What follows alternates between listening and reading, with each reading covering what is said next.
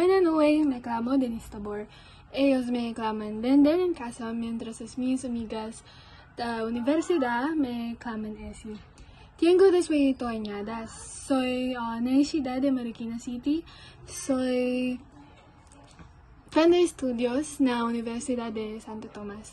Tengo un chairman. Me fagoyo de ver Netflix y escuchar música. Muchas gracias por ajustarme.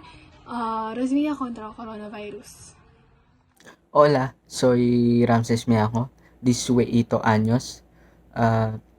Yo estudio en Universidad de Santo Tomás. Vivo en Cubao, Ciudad de Quezon. Nací en Hospital Jose Delgado Memorial en Ciudad de Quezon. O mío pasatiempo, videojuegos y esportes. Soy muy agradecido por tener una familia feliz. O mío soneo y estar advogado del día. Adiós.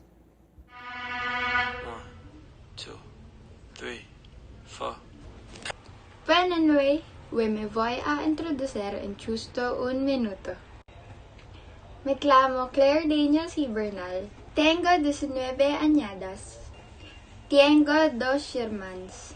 Me fagoyo de leyendo libros y mirando cintas de géneros diferentes y escuchar música.